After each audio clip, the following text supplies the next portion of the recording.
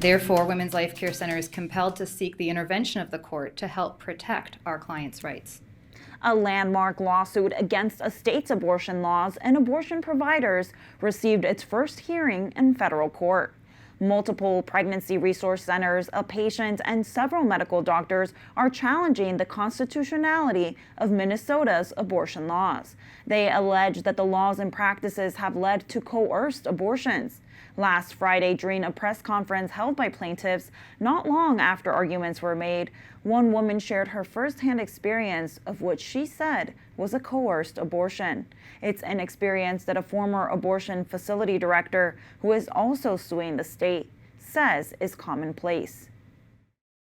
No one discussed the real nature of the abortion. No one asked how I felt about it. No one asked if I really wanted my child. The only thing one woman who met with me did was check to see if I signed the forms that were given to me. The abortion has haunted me ever since.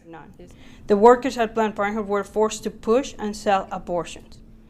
We were taught to tell the mothers that the people at the pregnancy health centers lied to women. The plaintiffs hope that Minnesota's abortion laws will be declared unconstitutional. Abortion is legal throughout all 9 months of pregnancy in the state. Harold Cassidy, the lead attorney representing the plaintiffs, joins us now to further explain this case. Harold, thank you for joining us today. The stories shared at the press conference are heartbreaking and alarming. How many other stories have you heard about women being coerced into abortion? This case is going to expose a national scandal that will reveal that a majority of the pregnant mothers subjected to abortions in this country are subjected to abortions that are a result of coercion, pressure, deception, and in many instances, they're waivers of fundamental rights that are unknowing and uninformed. There are, just in the record in this particular case, there are 29 women who were subjected to unwanted abortions who submitted affidavits. Other witnesses reveal in their experiences hundreds and even thousands of women who are being subjected that way.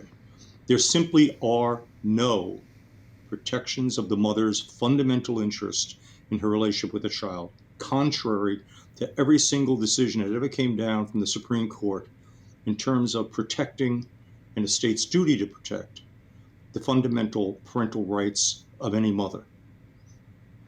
Now, a hearing was held to dismiss the case entirely. Do you think they have a leg to stand on? No. That doesn't mean the court won't do it. In these particular cases, in the past, in our experience, we always win the cases in the upper courts.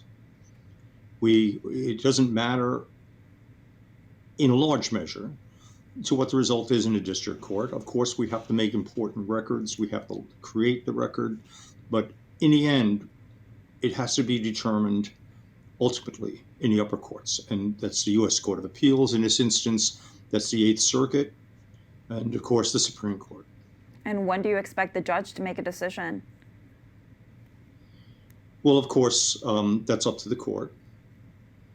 But in my experience, we would anticipate maybe 2 weeks. The court will make a determination and write an opinion explaining the reason for her decision.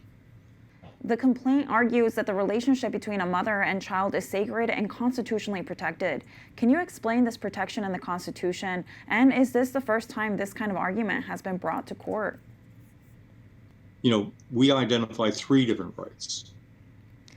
Every mother has a protected 14th Amendment interest in the welfare of her child. Nowhere is that interest more implicated than when someone's threatening to kill her child. Yet, there's no protections. So we have in the case law, coming down from the Supreme Court, that the state has an absolute obligation to prove, by clear and convincing evidence, any grounds for terminating this relationship. The state assumes that every mother who ever walks into an abortion clinic wants to waive their fundamental right. The Supreme Court of the United States has said that no state can make such an assumption.